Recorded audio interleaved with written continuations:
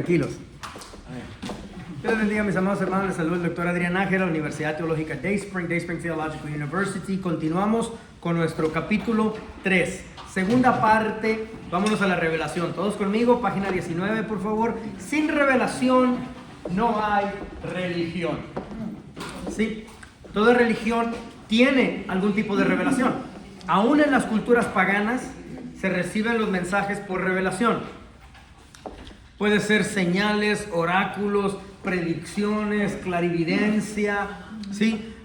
Ten cuidado con la palabra clarividencia. Clarividencia la utiliza el mundo esotérico. Clarividencia la utiliza el mundo oscuro. Nosotros creemos en videncia. Vidente en el Antiguo Testamento es traducido a profeta, Nuevo Testamento, ¿sí? Entonces nosotros creemos en la videncia. Pero aquí te dan algunos ejemplos ahí, la religión védica, los Vedas hindúes, que es realmente la religión védica. Es cuando, bueno, no tengo tiempo de explicarte qué es la religión védica, me gustaría explicarte, pero en otra clase te lo explico. El musulmanismo bajo el Corán, sin revelación o religión. Todas las religiones tienen que tener alguna forma de revelación.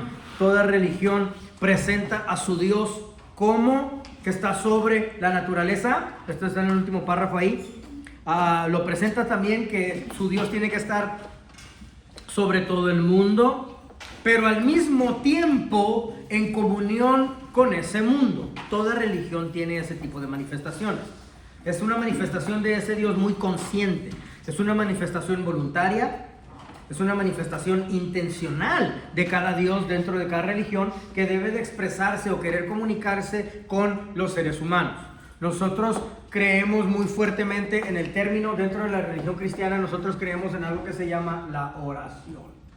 Y bajo esa oración entonces tenemos una comunicación de dos vías. Una comunicación donde hay información de aquí para allá y de allá para acá.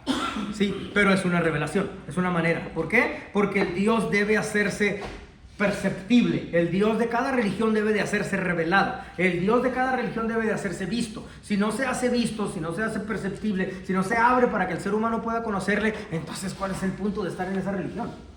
Tengo un Dios altivo, el cual está ahí arriba, majestuoso, grandioso, perfecto, pero está acá humanidad caída, caída, pecaminoso, caído, y esto nunca se quiere comunicar con esto. Entonces, ¿para qué me junto con él? Si es un altivo, ¿verdad? Existen múltiples maneras en las cuales los dioses se han revelado, y no solamente hablo de la religión cristiana, todas las religiones. Existen múltiples maneras en las que los dioses se han querido revelar y se han revelado a la persona. Sus formas de revelación puede ser la naturaleza, la historia, puede ser el intelecto, puede ser el corazón, entre comillas, lo almático, ¿verdad? Puede ser alguna expresión verbal. Puede ser apariciones, como cuando calientan las tortillas en el comal, que se aparece la virgenzota ahí en el comal. Bueno,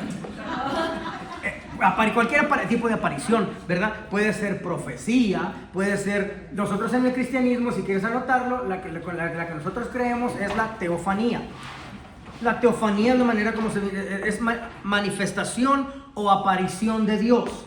Y las teofanías bíblicas vienen siendo expresadas, a final de cuentas, como la persona de Jesucristo. Teofanía, manifestación o aparición de Dios. A nosotros se nos apareció Dios ¿en qué forma? Jesucristo, ¿verdad? ¿Verdad, Betty? Se nos aparece Dios queriendo expresarse a sí mismo y él diciendo, Jesucristo es Dios, ¿sí? Durante el transcurso de esta relación Dios-humano, hay preguntas que ameritan respuestas. Hay preguntas, estoy en página 20 mero arriba. Te recomiendo con tu marcatexto marcar esta sección que voy a decir ahí, ¿ok? Porque el ser humano simplemente está intrigado sobre cómo es su relación con esa deidad. Y el ser humano siempre va a tener estas dudas en sí que deben responderse para tú poder conocer si tú en tu espíritu sientes que estás en la religión apropiada. Los temas o las preguntas es, número 1, sobre el origen y el destino humano. A eso lo conocemos como los estudios de la antropología, es nuestro origen. Y destino humano lo conocemos como la escatología. When you're out shopping for religion, cuando andas de compras por religión y andas buscando una religión a ver a cuál le vas a entrar. Esas son dos preguntas que tú tienes. ¿De dónde vengo? ¿Cuál es nuestro origen? Pero sobre todo quiero saber hacia dónde voy encaminado. A ver, musulmanes, explíquenme, ¿de dónde se acaba la cosa? No, pues puedes tener 7 mujeres, hasta 14 mujeres. Ahí en el cielo dices, oye, está chido, espérate, la considero. la considero y luego ya ahorita regreso con ustedes. Y vas y le preguntas a otros, a ver hacia dónde vas encaminado, te dice dónde vas encaminado, ¿ok? Y el budista te dice, no, pues nosotros es toda paz, vas a estar colgado en una nube como un angelito comiendo uvas ahí bien tranquilo, así como mi amigo aquí comiéndose el queso que no compartió conmigo, ¿okay?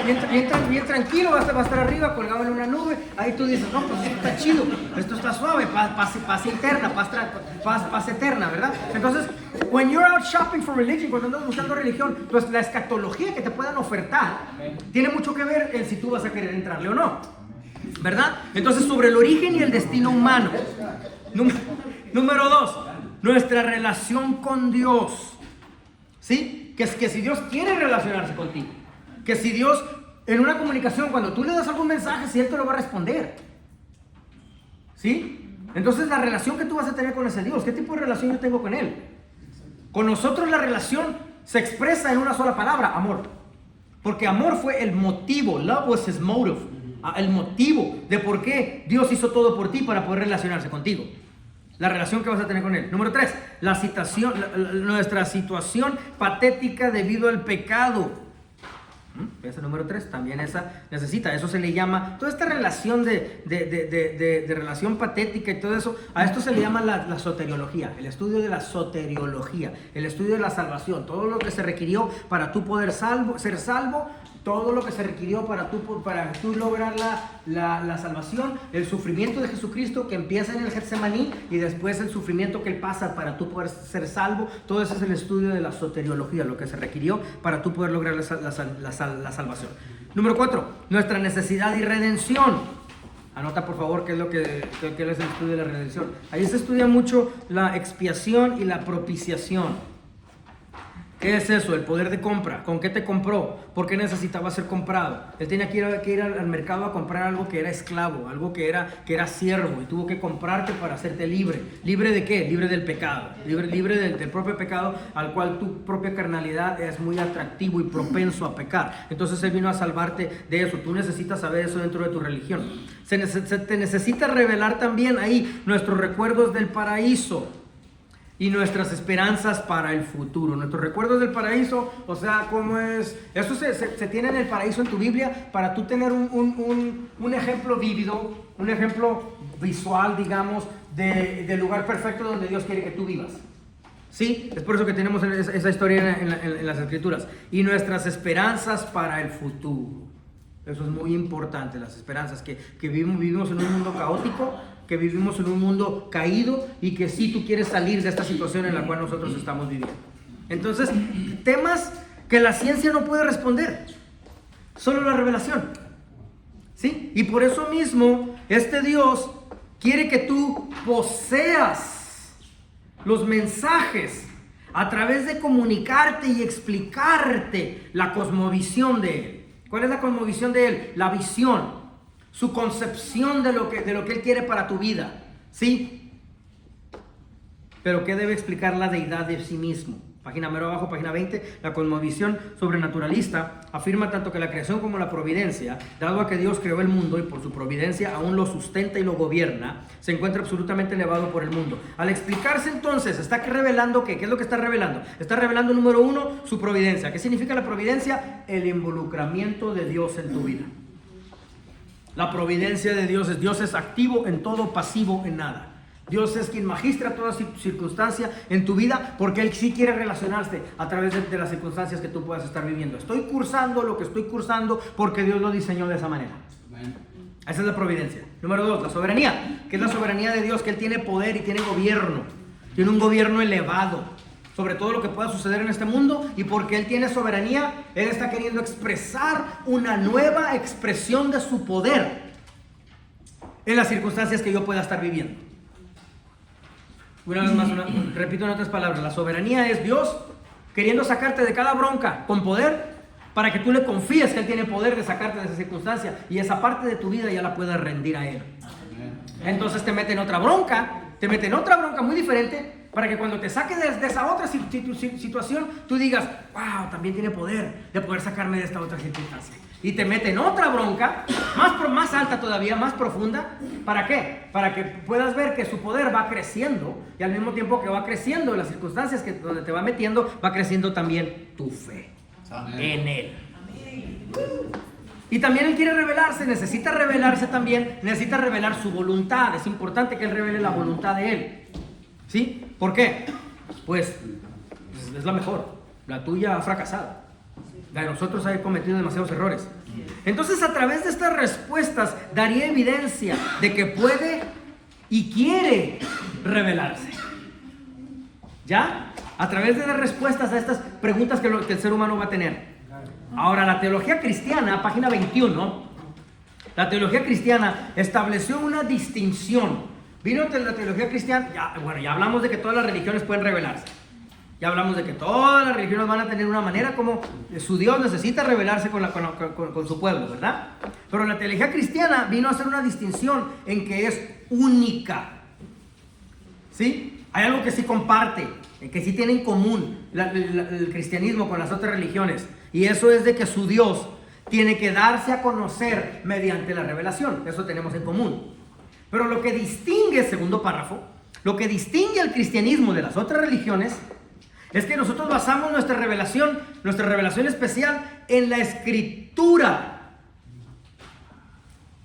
Todo debate teológico está basado en lo escrito. Los concilios ecuménicos, la asamblea ecuménica, el canon, todo siempre está basado en lo que quedó documentado. ¿Sí? Un poco de la historia de la Reforma te la da el último párrafo, página 21. Un poco de la historia, ¿ok? Y te da ahí los factores que se consideraron para determinar que la iglesia, en su opinión propia, no puede determinar la revelación. ¿Por qué la iglesia no podía determinar cuál era la revelación por su propia opinión propia? La iglesia reformada dijeron, el ser humano no puede determinarlo por el pecado en nuestras vidas, que sigue todavía ahí, la propensidad de nosotros poder pecar. Entonces la reforma dijeron, no podemos hacer ninguna determinación por nosotros mismos, lo cual fue muy equivocado. Entonces, como solución encontraron ellos, estoy resumiendo aquí esto de la reforma, ¿okay? Como solución encontraron ellos que Dios tenía que proporcionar los lentes de la Escritura para lograr entender qué es lo que estaba dejando nosotros como establecido. Entonces, no solamente era humano y Escritura, sino en medio tiene que existir. ¿Qué capítulo estamos estudiando? Está el hombre que es pecaminoso, está la Escritura que ya está documentada, pero en medio tenemos que tener, para poder entender la Escritura, hombre pecaminoso, poder entender lo que como Dios quiere que nos establezcamos, en mero en medio tenemos que tener ¿qué?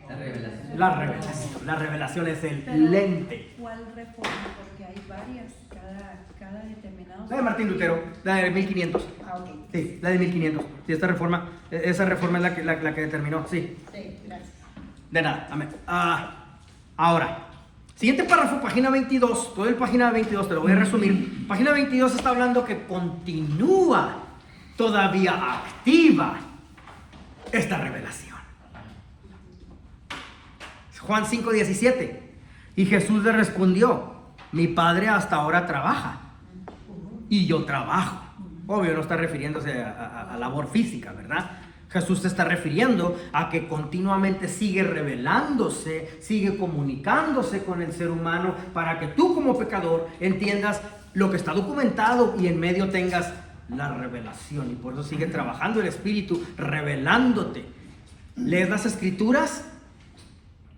El ejemplo más típico de todos. Lees las Escrituras el lunes, Salmo 23, y lo entiendes de una manera. Lees las Escrituras, el mismo Salmo 23 el martes y lo entiendes de una manera completamente diferente.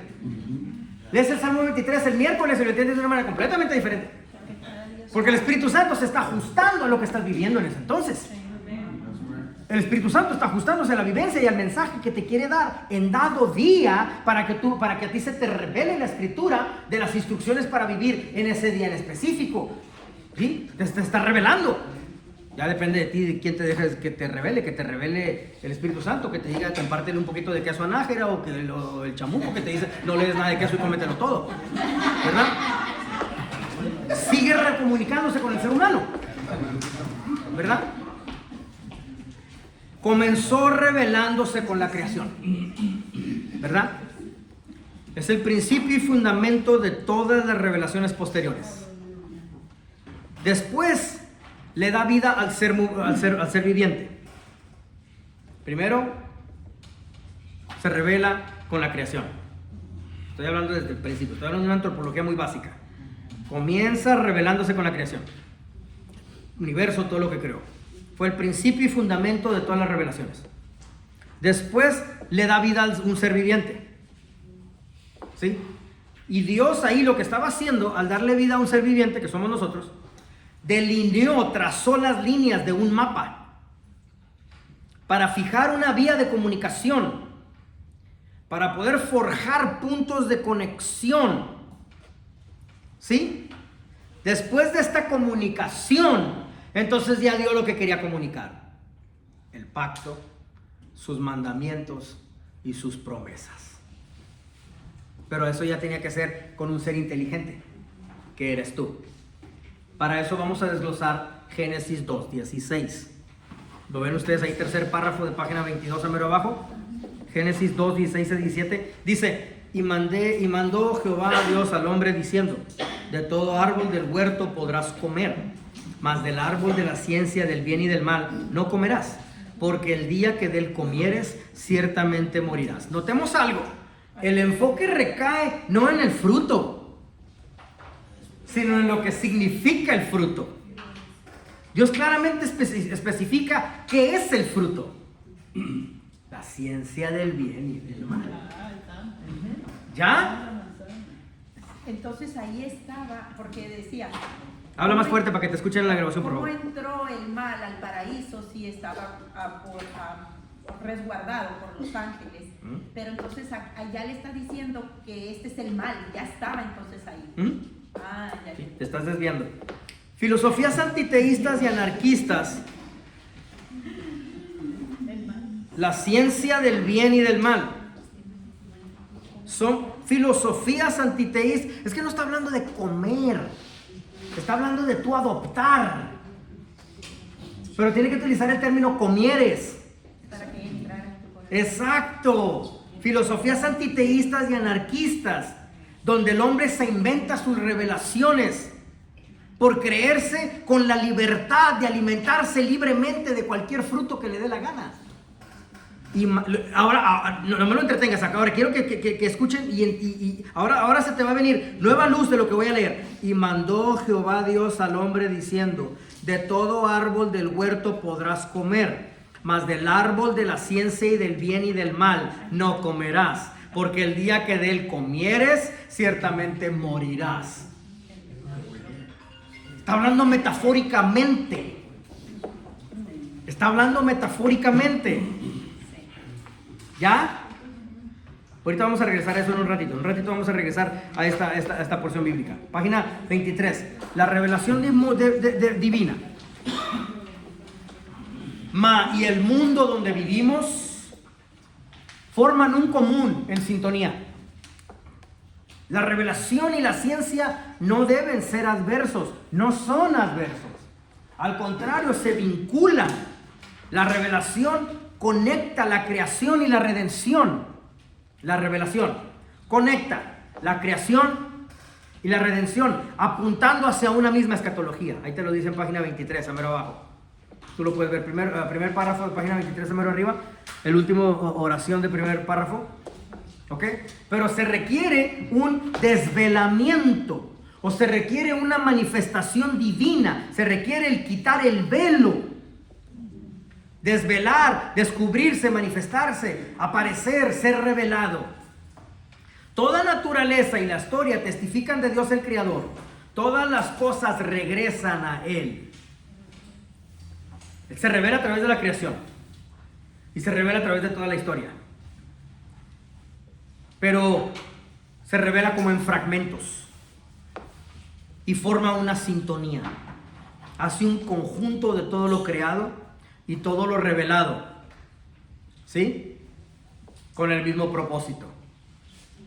Hace un conjunto de todo lo creado y todo lo revelado, pero hacia un propósito: que lo conozcas le sirvas y le honres. Página 24, más arriba. Dice Romanos 1:20. No está escrito en tu libro. Porque las cosas invisibles de Él, su eterno poder y deidad, se hacen claramente visibles desde la creación del mundo, siendo entendidas por medio de las cosas hechas, lo que ya está creado, de modo que no tienes excusa. ¿Qué dijimos? Todo lo creado, todo lo revelado, con un solo propósito. El propósito de toda revelación en la creación, por medio de los profetas y los apóstoles en la Escritura, es que los seres humanos, estoy en página 24 más arriba, es que los seres humanos conozcan, sirvan y honren a Dios. ¿Ok? Ahora, solo se va a dar a conocer a través de tus vivencias, obvio. Se va a dar a conocer a través de tus vivencias, a través de la naturaleza, a través de palabras que ya fueron escritas. ¿Sí? Él busca al hombre para salvarlo. Dios se da a conocer. Esa es revelación. Ofertándole al hombre la oportunidad de su enfoque final, salvación. Su enfoque final, sí. ¿Sí? Aún en sus distinciones más profundas, dice el siguiente párrafo de página 24, aún en sus distinciones más profundas, santidad, paternidad, creador, aún en esas distinciones más profundas, se nos da a conocer, te revela su santidad. Amén. Te revela su paternidad y quiere que la compartas también y que tú te conviertas en un padre espiritual para otras vidas y te presenta con la oportunidad de madurez espiritual para que tú seas un padre a otras personas. Aún en la distinción de creador te permite creer en cosas y traerlas a la luz, y tú eres un creador juntamente con Dios. Para Dios nuestra salvación es tan importante porque todos somos pecadores y vivimos bajo una sentencia de muerte.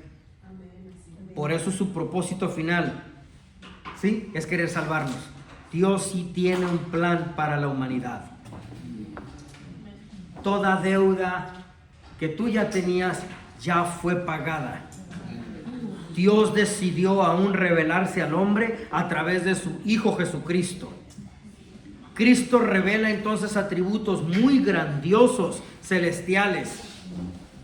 ¿Sí? Mírame por favor. Atributos que conectan el reino de Dios con el reino terrenal. Cristo el mediador en el centro, que estuvo presente, fue el vínculo tanto de la creación de todo lo físico, y de la recreación, que fuiste tú. ¿Sí? Página 25. La revelación apunta hacia la salvación. ¿Sí? Y es tan poderosa que posee la capacidad de salvar al hombre. No debe de ser usada para emocionalismos pasajeros, obvio, como profecías amistosas. ¿Okay? Pero esta revelación posee la capacidad de, dice ahí, página 25, primer párrafo, primero arriba, a mediados del párrafo, la revelación también es necesaria para librar nuestras mentes del error. Número 2, para librarnos de las mentiras. Número 3, para librarnos del engaño de nuestro propio intelecto. ¿Sí? También posee la capacidad de que el hombre se cree sus propias mentiras. Una de las 3 voces que le ministran al ser humano. ¿Sí? Y por eso nos libra de esas mentiras. La revelación no solo produce vida, que es algo temporal, sino produce un establecimiento corporativo a través de ti, para que la iglesia pueda establecerse. Repito una vez más, la revelación no solo produce vida, el cual es algo temporal, sino produce un establecimiento corporativo. Corporativo es de que a través de ti se va a establecer debidamente el establecimiento doctrinal de la iglesia. ¿Ya? Vuelvo a repetir una vez más, es tan poderoso así, que a través de ti la revelación se puede establecer corporativamente en la iglesia, como su dogma, como su organigrama ministerial, sus artículos de incorporación de la iglesia.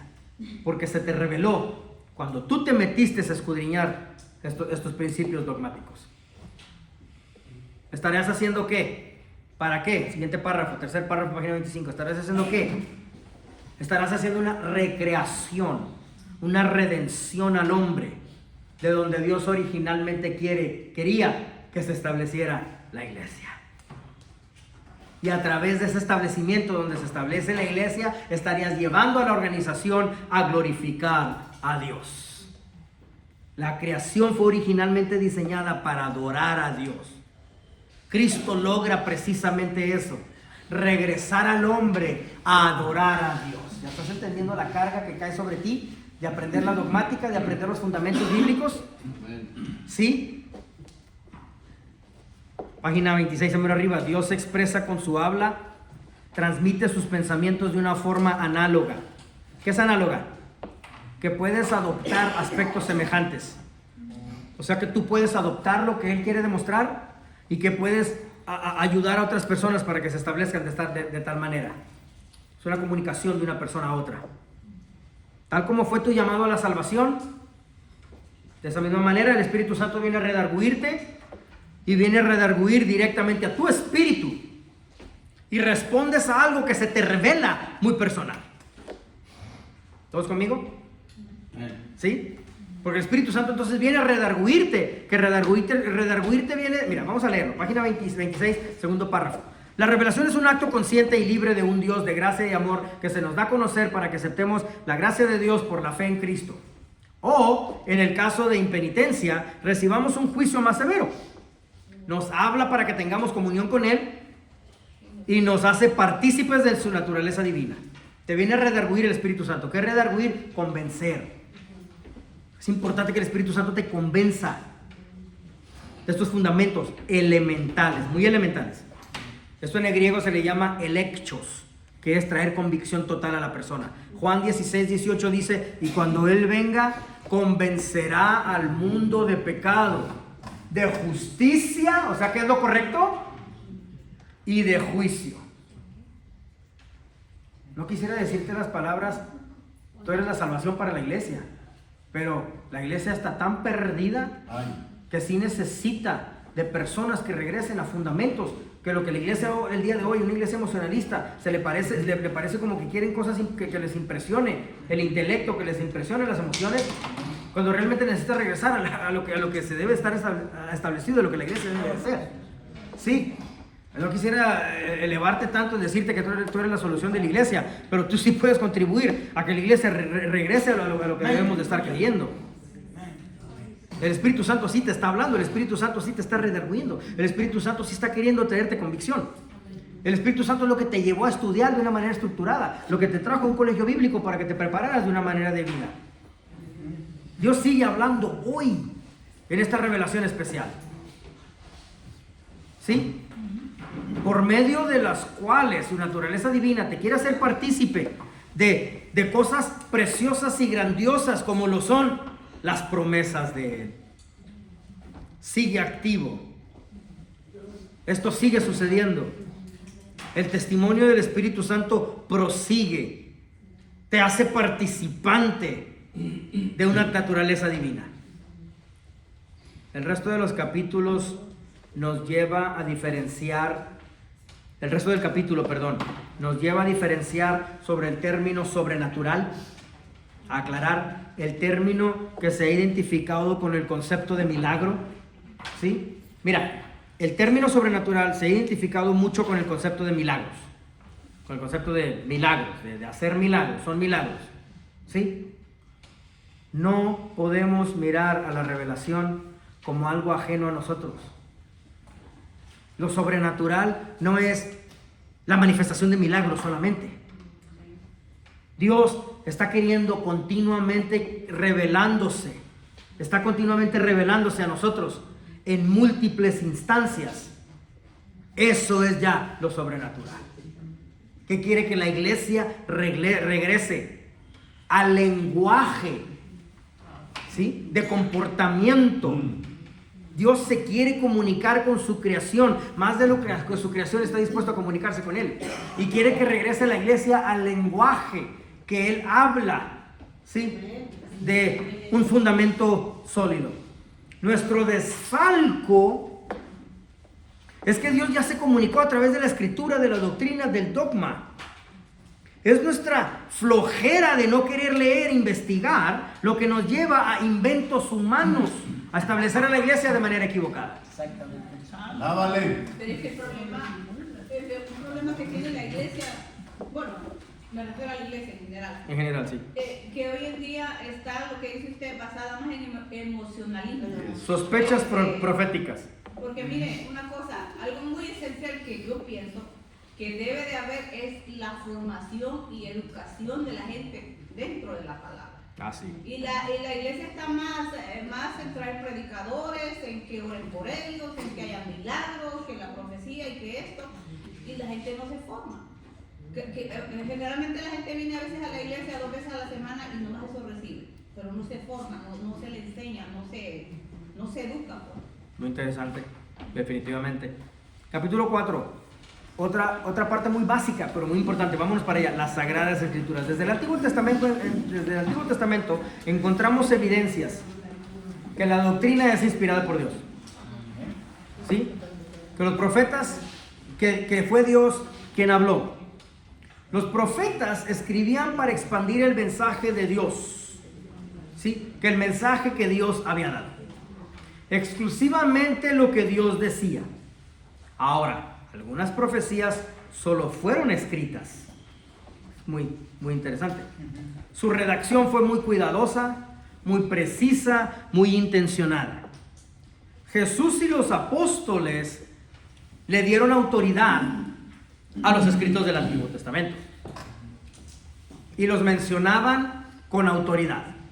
Evidencia de su redacción la encontramos en página 30, mero arriba. Está escrito Mateo 4:4, Lucas 10:26. La escritura dice, Mateo 21:42. Así como la enseñanza es explícita, Mateo 5:17. Nuestro Señor incluso habla directamente de Dios o del Espíritu Santo con su como autor primario. Jesús habla de Dios y de sus escritos como autoridad.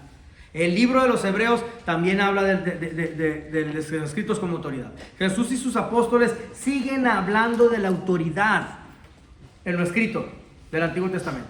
Los autores del Nuevo Testamento citan también el Antiguo Testamento. Entonces el Nuevo Testamento tiene un sentido más profundo cuando se observa su trasfondo en el Antiguo Testamento. ¿Sí? Porque desde el Antiguo Testamento se viene dando testimonio de Cristo. Eso lo sabemos.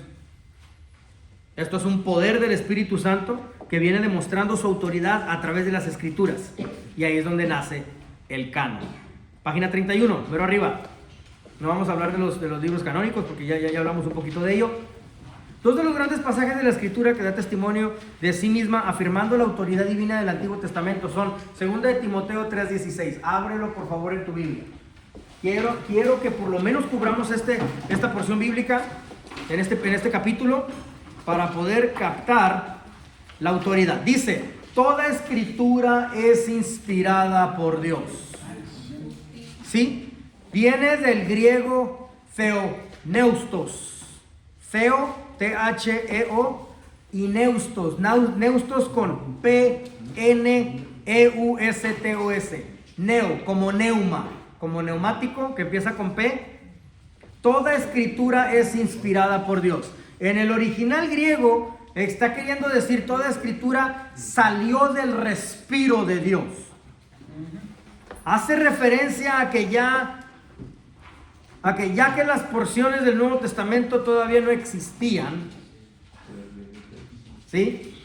Esto es en 2 de Mateo capítulo 3 versículo 16. Hace referencia al Antiguo Testamento. Donde dice toda escritura está haciendo referencia al Antiguo Testamento, ya que el Nuevo Testamento todavía no existía. Pero cuando está diciendo es inspirada por Dios, está diciendo es el respiro de Dios. Theoneustos o neustos con PN viene de neumático.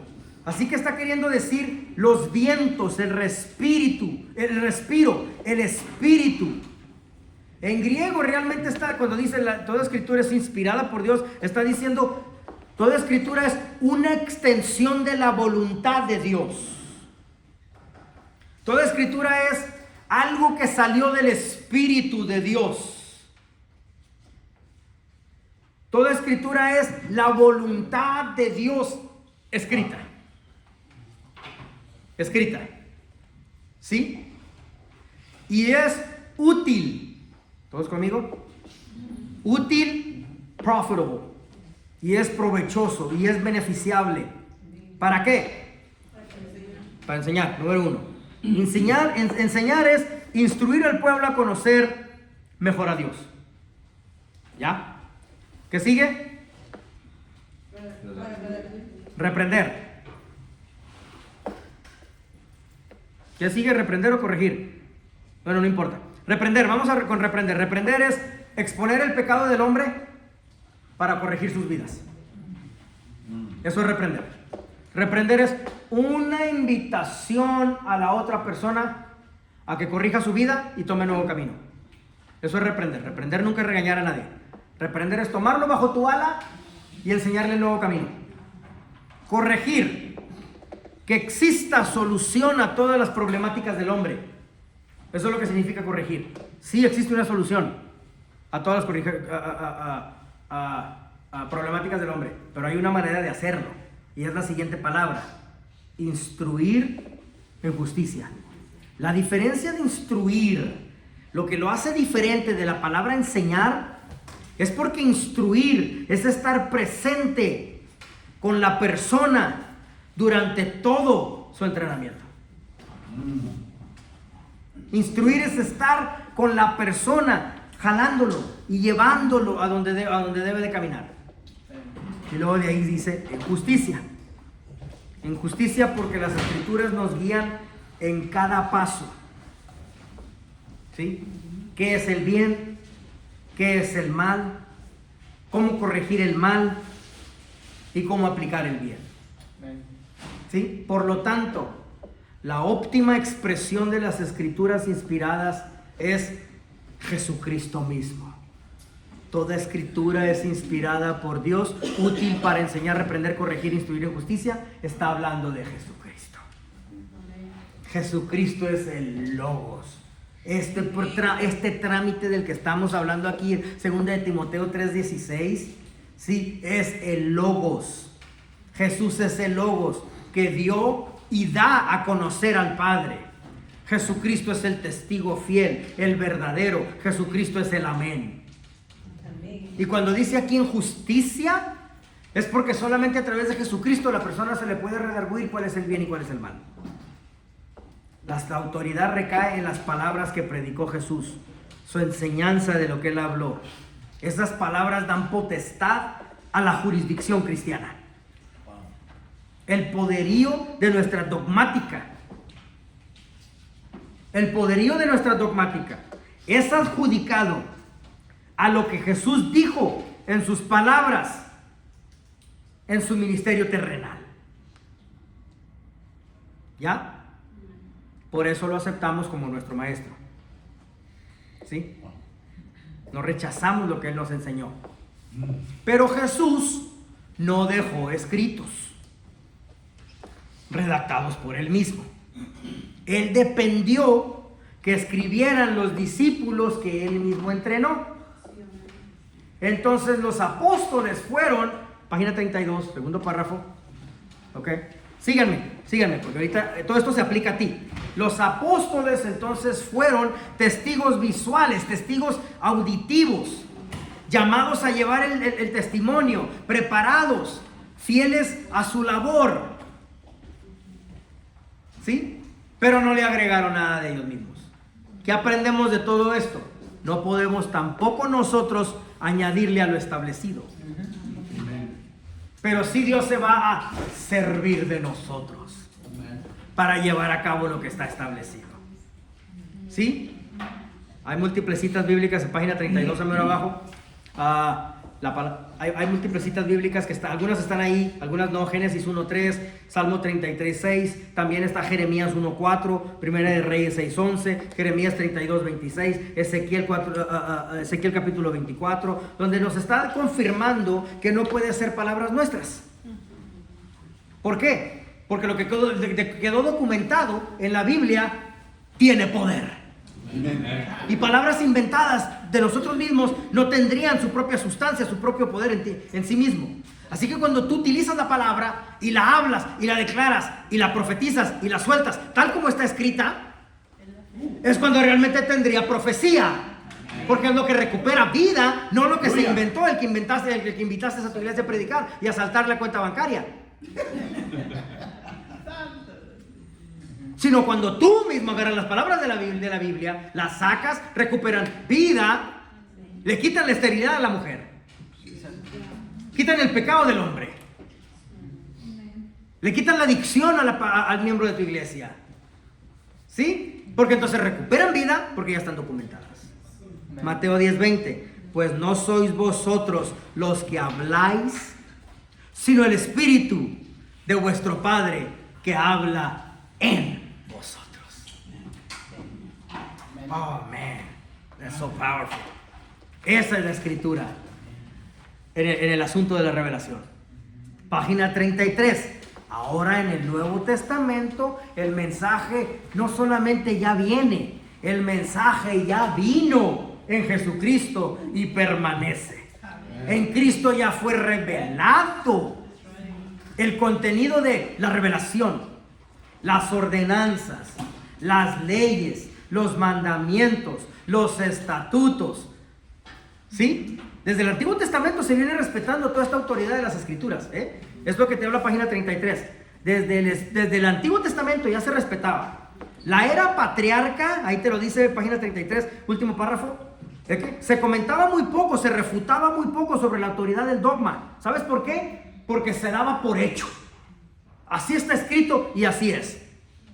El día de hoy es el día de los caprichosos, esa es la era de los caprichosos, donde nos sentimos que podemos meterle nuestra propia opinión. Conocemos menos de la dogmática, conocemos menos de estos temas, pero sí opinamos más. ¿Sí? Un Dios omnipotente, mi amado hermano, ya ha escrito, ya ha documentado. Nuestra única responsabilidad es explicar esta inspiración. La Biblia es infalible. El humano fue simplemente las manos de Dios poniendo su mensaje en escrito. ¿Qué significa todo esto? Inspiración divina no es una literatura más. No. ¿Sí? Esta se revela a seres humanos. Dios ha hablado por profetas, por apóstoles.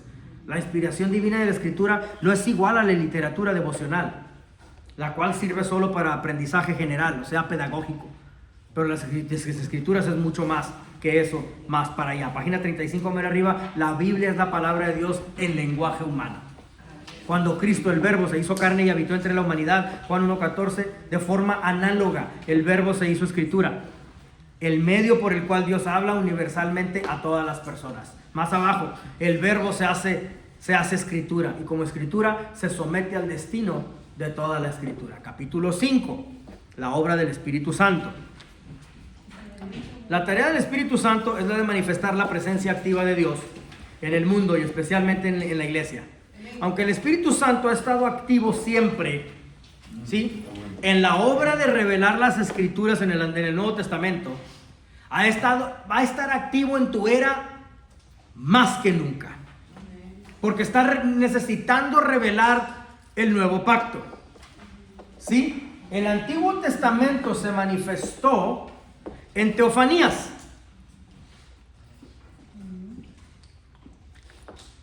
En el Nuevo Testamento se manifestó en los evangelios la presencia de Dios. Y fue el Espíritu Santo quien, manifestando la presencia de la Trinidad, la viene manifestando a nosotros. Amén. El Espíritu Santo viene revelando la obra de Dios desde la creación. Revela y sostiene la creación. El Espíritu Santo se movía sobre las aguas. Antiguo Testamento. ¿Sí? Se revela que es esas aguas donde se movía allá en el jardín del Edén hasta que viene el día del Pentecostés. Se te revela qué eran esas aguas. Aleluya. Juan 7:37 dice: en el último y gran día de la fiesta, Jesús se puso en pie, alzó la voz diciendo: si alguno tiene sed, venga y beba. Jesucristo mismo, las aguas donde se movía el Espíritu Santo en el jardín del Edén. Ahora fijémonos en las instrucciones.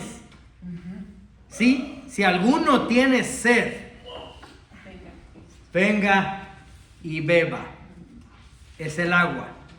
El Espíritu Santo el día del Pentecostés, lavando a la iglesia para su nuevo comienzo en poder.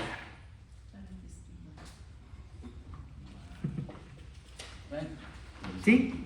¿Sí lo captamos? Sí, amén. El Espíritu Santo, página 37, el Espíritu Santo juega una gran parte de la veracidad de la teología dogmática. Aún el Espíritu Santo se mantiene activo hablándonos de tres maneras. ¿Ok? Si vas a página 37, mero arriba, ahí donde dice: debido a que el Espíritu Santo es la persona de la Trinidad mediante la cual Dios manifiesta particularmente su presencia en la era del nuevo pacto, es apropiado que Pablo llamará al Espíritu Santo las primicias. ¿Ok? Anota por favor, hay otra. Primicias está hablando arras del Espíritu, que son garantías que él está diciendo. No solamente es en referencia cuando te casas y le das las arras a tu esposa para que administre la economía de la iglesia. Está hablando de una garantía de que él va a mantener su manifestación de la revelación de la palabra de Dios en nuestra era. Esos son arras son garantías, son arras del Espíritu, moneda. ¿Sí? Entonces, eso es lo que está queriendo significar ahí, el anticipo, la garantía, las primicias. Esas son las primicias. Entonces el Espíritu Santo todavía está el día de hoy, ¿ok?, dando garantía de las Escrituras. Página 38, el Espíritu Santo habilita. Dice Salmo 104:30, está la porción bíblica ahí: envías tu Espíritu, son creados y renuevas la faz de la tierra. En la esfera de la naturaleza de la tarea del Espíritu Santo, dar vida a todas las criaturas que se mueven, ya sea sobre la tierra o en el cielo o en el mar, porque si envías tu Espíritu, son creados. Aquí habilita, el Espíritu Santo habilita al revelarse a todo lo que tiene vida. ¿Estamos vivos? Amén. ¿Sí? ¿Estamos vivos? Amén. Sí. Ok, perfecto. Entonces se va a revelar sobre ti. Se va a revelar sobre ti. Pero tienes dos partes en ti que conflictan con que el Espíritu Santo te habilite. Anota la porción bíblica. Juan 3:6. Vemos el Espíritu Santo que está batallando, que tiene conflicto, que tiene impedimentos, que tiene obstrucciones en tu vida para poder, dice Juan 3:6, lo que nace de la carne, carne es. Lo que nace del Espíritu, Espíritu es. Carne viene del griego sarx, S-A-R-X. Carne, como está escrito aquí. Y es lo propenso que tú eres al pecado. La condición humana caída. La hostilidad que por naturaleza tú ya tienes en contra de Dios. La incapacidad de amar, obedecer. Tu incapacidad de querer conocer a Dios. Por esta razón, el renacimiento es necesario. Entonces tienes una parte en ti, por eso dice, el que nace de la carne, carne es. Y el que nace del Espíritu, Espíritu es. Y luego cuando dice, lo que nace del Espíritu es neuma, P-N-E-U-M-A. Bueno, realmente es nevma, P-N-E-V chica M-A, nevma, es griego, que significa suspiro, algo que es inspirado. Lo que nace del Espíritu es esa transformación en la existencia humana, donde percibes las cosas espirituales aunque vives en un mundo natural. ¿Sí? Bueno, nos da el poder, ¿para qué? ¿Para qué nos habilita? Para servir. Exactamente. Que Dios se pueda servir de ti para querer bendecir al prójimo. Aleluya. Que tú dejes usar tu vida, ¿sí?, para que Dios pueda corregir otra vida. Josué, liderazgo y sabiduría, se dejó usar. Los jueces de Israel se dejaron usar y Dios los utilizó para liberar a Israel de todos sus opresores. Saúl se dejó utilizar para la guerra. El rey David se dejó utilizar para reinar a Israel en crecimiento y conquistas. Mi amado, el punto de este capítulo es que el Espíritu Santo sí te quiere habilitar. Amén. ¿Sí? Que el Espíritu Santo, tal como los discípulos, página 39 mero arriba, tal como los discípulos de Jesucristo, para varios ministerios se dejaron habilitar, a la iglesia también se le habilita, específicamente con un propósito, para una razón, para predicar el poder del Espíritu Santo y proclamar la palabra con valor y gran poder. ¿Sí? Les he contado múltiples veces este ejemplo. Cuando vengo llorando de un avión, que me suben a un avión, esos vuelos de 23 horas, y vengo chillando por las cosas que vi, por lo que se sufre, por el calor, por las extremidades, que vengo llorando y vengo quejándome con Dios, y vengo diciéndole, a veces tan confundido que vengo de tantas enseñanzas de haber ya sin voz, vengo quejándome, ¿hasta cuándo? ¿Por qué tengo que sufrir esto? ¿Por qué tengo que ver otro? Pero me dicen, déjate de cosas. Primero vengo yo, segundo vengo yo, tercero vengo tú. Lo que tú sientas, lo que tú sufres, lo que tú de eso sale sobrando. Así que ya cállate, déjate de cosas, ponte a comer, está buena la comida, ponte a comer, ponte tus audífonos, escucha tus corridos bien perrones y duérmete un rato, porque lo que tú sufres, lo que tú sientes, eso es irrelevante. Santo. ¿Ya? Exacto. Así de simple. Nos dejamos habilitar para que nos utilice y punto. El Espíritu Santo, número 2, purifica. Dios ha sido muy celoso y advierte de aquellos que toman el consejo que no provenga de parte de Él. Dios quiere purificarnos, pero también tienes que tener mucho cuidado. ¿Cuáles son las voces que están escuchando? Who's the loudest voice in your ear? ¿Cuáles son las recomendaciones que tú tienes? Porque Él quiere purificarte a través de una serie de cambios en tu vida. Dice Isaías 31, ahí está escrito en tu libro: hay de los hijos que se apartan, dice Jehová, que toman consejo y no de mí, para cobijarse con cubierta. ¿Alguien sabe qué quiere decir eso? No. Sí, pero ¿de dónde? ¿Dónde se utilizó eso en Génesis? Para cobijarse con cubierta. Las hojas con las que se cubrieron Adán y Eva en Génesis 3:7 significan filosofías humanas. ¿Ya? Las hojas con las que se cubrieron Adán y Eva en Génesis 3:7 significa todos los comentarios que la gente alrededor tuyo dicen. ¿Sí? You gotta be changing your influences. Tienes que estar cambiando tus influencias si el Espíritu Santo va a tener una purificación sobre ti. Ay. Porque entonces estarías viendo nuevo ejemplo. Te voy a dar algunas maneras en que podemos practicar el someternos al Espíritu Santo para honrar su presencia purificadora en nuestras vidas. Te voy a dar algunos ejemplos. ¿Sí? Número 1, ser humilde y contrito ante Dios. Para que empiece a purificar tu vida. Porque el Espíritu Santo sí viene a purificarte. Te tiene que purificar de toda la basura que te han metido. ¿Sí? Toda la gente que nunca lee la Biblia, pero sí tiene una opinión. Que sí tiene una opinión. ¿Sí? Santiago 4:6, Dios resiste a los soberbios, pero da gracia a los humildes. Número 2, entregando cada detalle de nuestras vidas a Jesús. Nada de esto se encuentra en tu libro, pero te estoy enseñando cómo purificar tu vida. Entregando cada detalle de tu vida a Jesús. Gálatas 2:20, estoy juntamente crucificado con Cristo, ya no soy yo quien vive, sino Cristo quien vive en mí. Y la vida que ahora vivo, la vivo en la carne, la vivo no por la fe en el Hijo Jesús, sino que amó y se entregó por mí. Número 3, hacer un examen de conciencia muy honesto de tu propia vida, con regularidad, hacerlo muy seguido, lo que yo le llamo una introspección. Salmo 139:23, examíname, oh Dios, y conoce mi corazón, pruébame y conoce mis pensamientos, y mira si hay en mí algún camino difícil, y guíame por el camino eterno. Salmo 139:23 y 24. El que sigue es algo muy importante: confesar los propios errores, agravios y heridas. ¿Sí? Tener una persona quien puede decirle, ¿sabes qué? Traigo esto en mi vida. Sufro de esto, lloro de esto, río de esto. esto me hace llorar. Que puedas confesarte abiertamente. ¿Sí? La Iglesia Católica nos enseña un gran ejemplo en el confesorio. ¿Sí? Ave María Purísima. Ay, se la saben, ¿verdad? Y le explicas todo, le dices todo. ¿Sabe qué, padre? Sí. ¿Sabe qué, padre? Sí, nos dimos como pandero noche de vigilia anoche, mi esposa y yo.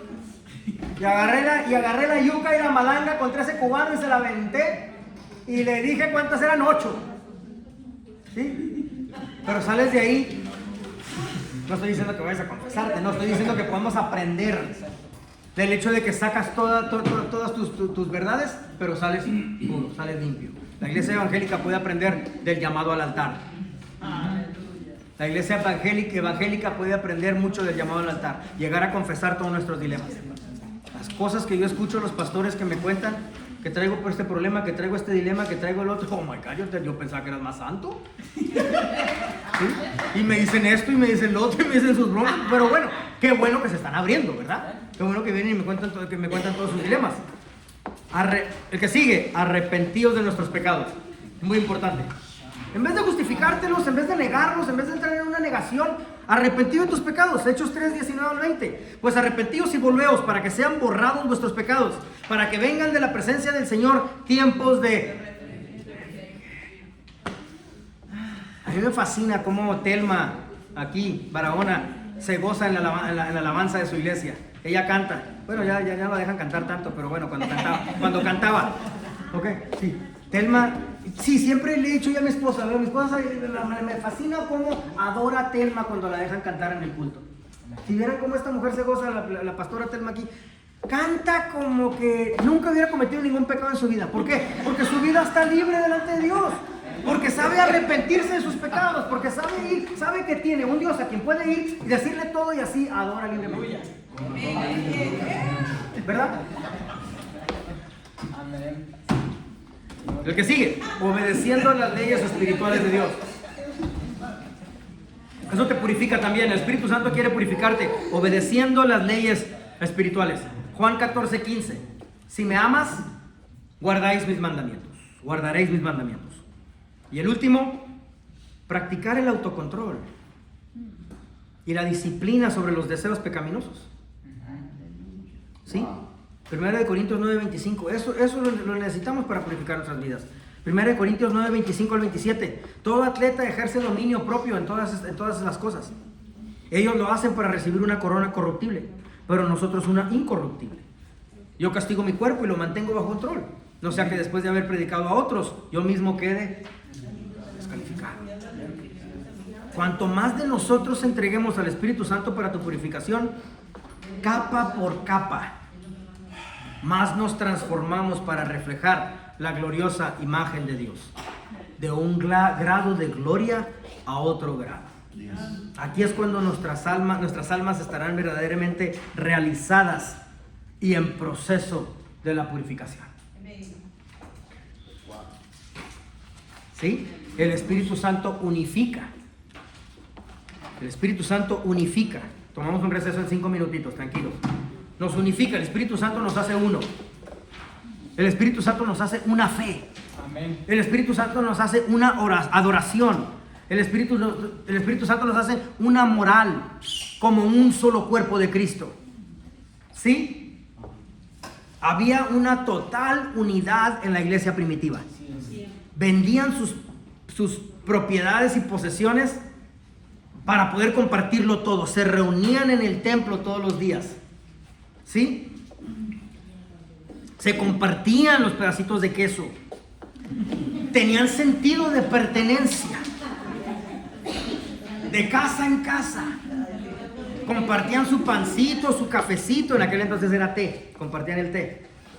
¿Sí? La bendición de Pablo hacia Corinto. Ahí les va. 2 Corintios 13:14. Que la gracia del Señor Jesucristo, el amor de Dios y la comunión del Espíritu Santo sean con todos vos ustedes. ¿Sí? Te va a hacer casi llorar lo que te voy a decir. Te va a hacer casi llorar lo que te voy a decir. ¿Sí? Era una bendición sin que ellos no lo sabían. Y era una despedida porque sabía lo que estaba por sucederle. Pero él se tragó, como líder se tragó el trago amargo y les manda a decir: manténganse unidos, que siempre se queden juntos. Esa es la comunión del Espíritu Santo en ustedes. Él sabía que ya lo iban a hacer chicharrón, pero él estaba mandando una palabra de bendición, pero al mismo tiempo ellos no supieron hasta después que realmente les estaban haciendo un escrito de despedida, diciéndoles: son un cuerpo, una fe, una sola adoración, una moral. Esa es la comunión del Espíritu Santo. ¿Sí? Tengo broncas contra ti. Me caes gordo, como lo dije el mes pasado. Me caes gordo y me caes mal. Pero vamos a reunirnos. Y el otro puede decir, pues sí, ¿sabes qué? Yo también traigo en tu contra. Vamos a atendernos sobre la mesa. Pues ¿sabes qué? Quiero reunirme contigo, pero no para platicar lo que nos diferencia, no para platicar lo que nos distancia. Quiero reunirme para platicar contigo porque vamos a sentarnos y no nos vamos a retirar hasta que encontremos el punto que nos une a Jesucristo, el uno al otro. Y vamos a hablar tanto en ese tema hasta que crezca tanto nuestro tema de unión, que nuestra diferencia se haga más chiquita y más chiquita y más chiquita hasta que se desaparezca por completo. Santo. ¿Sí? Está bueno. Luego viene a Filipenses y les dice lo mismo. Compañerismo en amor. A Filipenses abajo, página 42 abajo, a ellos les habla de compañerismo. Por tanto, si sienten algún estímulo en su unión con Cristo, algún consuelo en su amor, algún compañerismo en el Espíritu, algún afecto entrañable, si encuentran algún afecto, o sea, busquen lo que te une en Cristo. Tengan compañerismo en amor. En Cristo hay una unicidad. ¿Sí? Luego cuando le habla a Éfeso, hace una fórmula muy diferente a que alguien lo había hecho anteriormente. Solo Jesucristo. Cuando le escribe a Éfeso, ya les dice a ellos: judío y gentil, aún así son uno. ¿Sí? Le dice a los gentiles, en presente, estaba el judío ahí parado enseguida, ¿ok? Pero le dice a los gentiles: ustedes gentiles ya no son unos desconocidos ni extranjeros. Y ese Efesios 4:3, solícitos en guardar la unidad del Espíritu, en el vínculo de la paz, un cuerpo y un espíritu. ¿Sí? Amados hermanos, soy el doctor Adrián Ángel, la Universidad Teológica Day Spring Theological University. Estamos en el curso de la teología dogmática. Pueden comunicarse con nosotros a través del número que ven en pantalla, 469-628-9291, o el sitio web que vienen ahí, www.dtuniversity.org. Regresamos después de este receso. Vamos a cubrir 2 capítulos más, una grabación cortita, regresamos y después de eso ya estamos por finalizar nuestra clase. Dios les bendiga, nos vemos pronto, regresamos en unos minutos.